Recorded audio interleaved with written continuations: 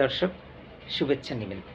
আজকের ভিডিওতে আমি নাসা বা আইএসএস স্যাটেলাইট হ্যাকিং সম্পর্কিত কিছু তথ্য আপনাদের সঙ্গে শেয়ার করব। নাসা বা আইএসএস এর আরেক নাম হচ্ছে ইন্টারন্যাশনাল স্পেস স্টেশন।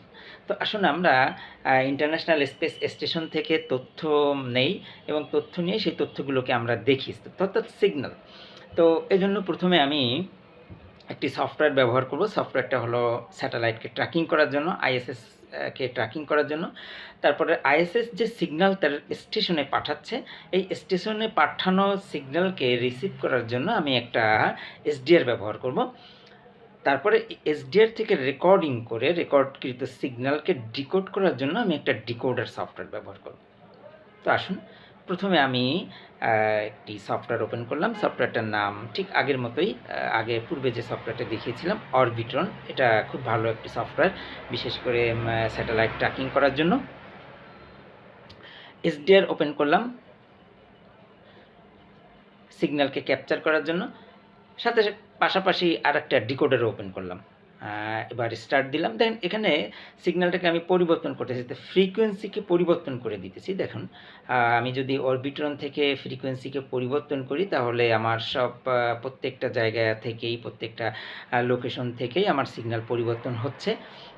পরিবর্তন করে দিলাম। এখানে সিগন্যাল দেখতে পাচ্ছেন আপনারা, ফ্রিকোয়েন্সি এটা। তো এই ফ্রিকোয়েন্সিতে রেখে আমি লক করে দিলাম। দেখুন আমার ডিকোডারও কিন্তু চালু হয়ে গেছে। তো আসুন আমার এই সিগন্যালটা রেকর্ড হতে একটু নির্দিষ্ট সময় লাগবে। এই সময়ে আমরা একটা নিউজ দেখে আসি, যে নিউজটা হচ্ছে আইএসএস কি বা ইন্টারন্যাশনাল স্পেস স্টেশন কি এবং এটার কাজ কি, সে সংক্রান্ত আমরা একটা ভিডিও দেখে নিই। হ্যাঁ, রাশিয়া ইউক্রেন যুদ্ধ কোথায় বিপদ ডেকে আনছে, কোথায় ডেকে আনবে, তো আমরা সকলে জানি। আমি অনেক ডিসকাস করেছি এটা নিয়ে। আজ আমি এই যুদ্ধের ফলে তৈরি হওয়া এমন একটা বিপদের কথা বলবো যেটা হয়তো আপনারা সেভাবে শোনেননি, ভাবেননি। যুদ্ধের বিপদ পৌঁছে গেছে মহাকাশে, যার জেরে ইন্টারন্যাশনাল স্পেস স্টেশনের ভবিষ্যৎ সংকটে। কেন সংকট? স্পেস স্টেশন সংকটে পড়লে আমার আপনার কী হলো গেল, এসব প্রশ্ন তো আপনাদের মনে ডেফিনেটলি যাচ্ছে। এক এক করে বলছি। দেখুন, আন্তর্জাতিক স্পেস স্টেশন হলো মানুষের মহাকাশে পাঠানো সবচেয়ে বড় অবজেক্ট। আয়তন একটা ফুটবল মাঠের সমান, ওজন প্রায় 400 টন। 1998 সালে এটা তৈরি হয়। তখন থেকে লোয়ার আর্থ অরবিটে এটিকে ঘোরানো হচ্ছে পৃথিবীর চারদিকে। এখনও পর্যন্ত 20টি দেশের 250-র বেশি নভশ্চর সেখানে গিয়ে থেকে এসেছে। স্পেস স্টেশন বা আন্তর্জাতিক মহাকাশ কেন্দ্র ঠিক কী কাজ করে বুঝতে গেলে সবচেয়ে ভালো উদাহরণ দিতে হচ্ছে, সেটা হচ্ছে একটা হাইওয়ের ওপরের গাড়ির সার্ভিস সেন্টার। এই ধরনের সার্ভিস সেন্টারে কি না থাকে এবং না থাকলে কি হতো ড্রাইভারদের? মেরামতি, গাড়ির যন্ত্রপাতি বদল, বিশ্রাম সবই তো এখানে হয়, সার্ভিস সেন্টারই হয়। ঠিক তেমনই হলো এই মহাকাশ কেন্দ্র, উপগ্রহের হল্ট স্টেশন।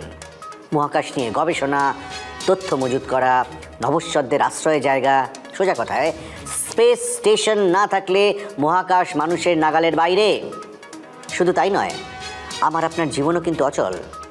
এই যে দ্রুতগতির ইন্টারনেট, ক্লাউড কম্পিউটিং, তথ্যের সুরক্ষা, এমনকি এটিএম ও ডিটিএইচ পরিষেবা সবই কিন্তু এই আন্তর্জাতিক মহাকাশ কেন্দ্রের সঙ্গে জড়িয়ে। এখানে কোনো বিপত্তি হলে কিন্তু গোটা পৃথিবীটাই থমকে যেতে পারে, ওলটপালট হয়ে যেতে পারে দুনিয়ার সব কম্পিউটার প্রোগ্রামিং। এবার কথা হলো যে এই স্পেস স্টেশনের যন্ত্রপাতি সব পুরনো হয়ে গেছে এবং যাচ্ছে। বিজ্ঞানীরা জানিয়েছেন 2031 সালের মধ্যে স্পেস স্টেশনটিকে ধ্বংস করে দিতে হবে, না হলে সেটি কক্ষচ্যুত হয়ে মহাকাশে এলোমেলো ঘুরতে থাকবে।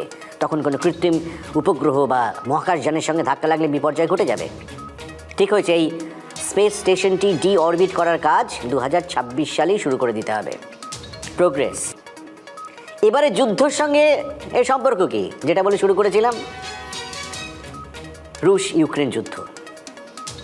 ইন্টারন্যাশনাল স্পেস স্টেশন চালায় মূলত মার্কিন মহাকাশ গবেষণা সংস্থা নাসা। আমরা জানি সকলেই, নাসার নাম কে না শোনেনি।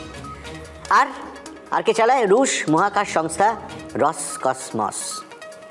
মহাকাশ কেন্দ্রের লেআউট রাশিয়ার হাতে, এই রক্ষণাবেক্ষণের ভারও পুতিনের দেশের ওপরে। আবার ওখান থেকে উপগ্রহ ও মহাকাশ যানগুলির ওপর নজরদারির দায়িত্ব আমেরিকার কাঁধে। সুতরাং বুঝতেই পারছেন, আমেরিকা ও রাশিয়া একমত না হলে আন্তর্জাতিক মহাকাশ কেন্দ্র আর তাকে নিয়ে এক পাও এগোনো সম্ভব নয়। কিন্তু যুদ্ধের বাজারে এই মুহূর্তে দুটো দেশের মুখ দেখাদেখি বন্ধ। স্পেস স্টেশনের ভবিষ্যৎ ঠিক করতে সম্প্রতি দুটো মিটিং ডাকা হয়, সেখানে যায়নি রাশিয়া।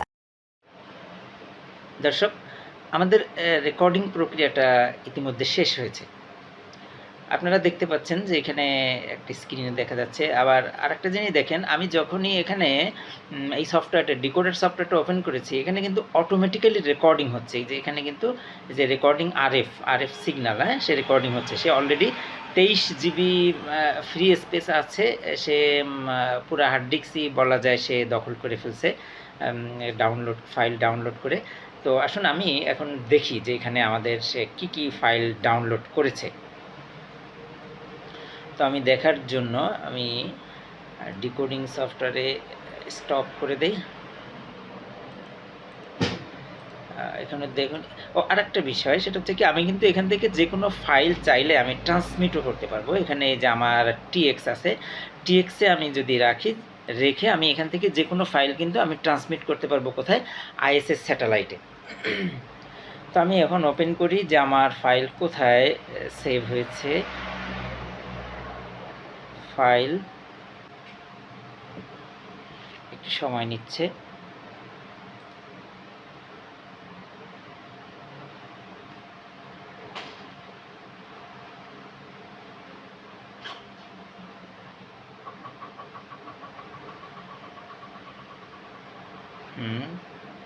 ওপেন হয়েছে। পরে আর কি ফাইল আছে?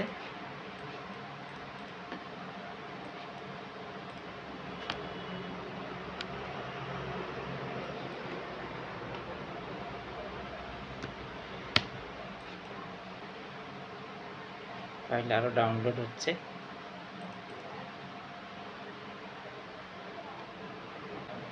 দেখুন, আইএসএস স্যাটেলাইট যখনই আমার কাছে আসতেছে, আসার সঙ্গে সঙ্গে কিন্তু আমার সফটওয়্যারে অ্যালার্ম দিচ্ছে এবং সে কত কিলোমিটার দূরত্বে অবস্থান করছে তা আমাকে দেখাচ্ছে।